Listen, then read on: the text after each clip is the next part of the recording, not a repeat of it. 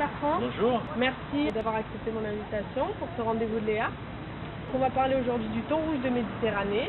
Est-ce que vous pouvez vous présenter en quelques mots? Alors, je m'appelle Bertrand Wenning et je suis le responsable de la coopérative des pêcheurs de Sète. C'est une organisation de producteurs qui s'appelle Satoan, comme dire sardine pour un choix, qui est basée à Sète, mais elle a comme pêcheurs adhérents des bateaux qui sont répartis sur l'ensemble de la façade de Méditerranée française, de la frontière espagnole jusqu'à la frontière italienne, en passant par la Corse.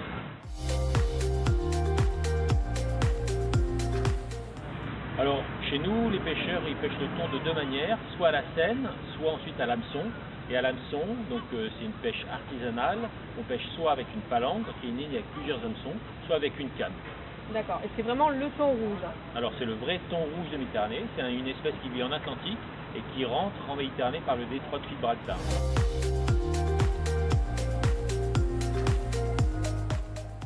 Donc en effet, tu as raison, avant les années 2000, il y avait un problème de surexploitation de ce stock, trop de navires, des obligations déclaratives qui n'étaient pas respectées, donc c'était un peu du grand n'importe quoi.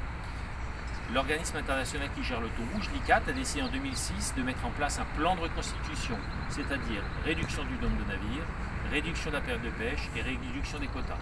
Entre 2006 et aujourd'hui, la situation s'est fortement améliorée. D'ailleurs, on est passé dans ce qu'on appelle maintenant un plan de gestion et le stock se porte bien. Alors ce plan de reconstitution, il a été très difficile à accepter par les pêcheurs professionnels, mais il a été rendu possible par le travail important des ONG, il faut le souligner quand même.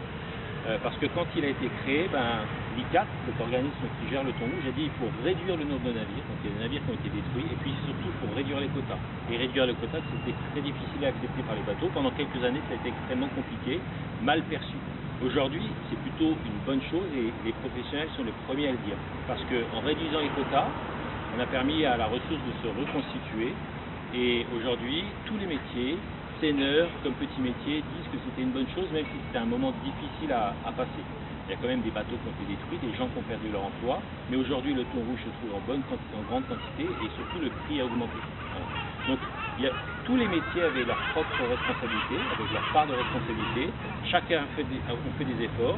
Et maintenant, je dirais que les pêcheurs, ils sont plutôt pour maintenir ces contrôles. Et nous, en tout cas, en tant qu'organisation de producteurs, on veut que ces contrôles soient maintenus. C'est très important qu'il y ait des contrôles importants, réguliers sur tous les navires.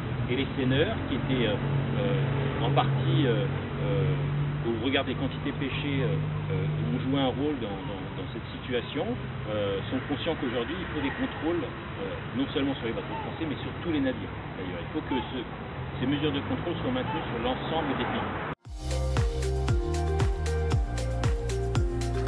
Malheureusement non, tu n'as pas le droit. Même en tant que plaisancier, tu n'as pas le droit. Il faut une autorisation pour pêcher le thon rouge à la plaisance.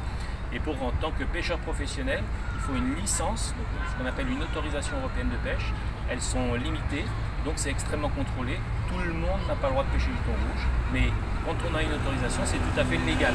Aujourd'hui, le thon rouge, on peut le pêcher en toute égalité si on respecte l'ensemble des mesures de contrôle qui sont imposées. Si du poisson est débarqué, c'est dans un port désigné et ils doivent systématiquement avoir une bague sur la queue.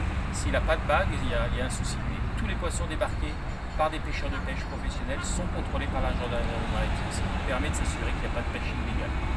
Bon, merci en tout cas Bertrand et à bientôt j'espère. Merci, au revoir. Au revoir.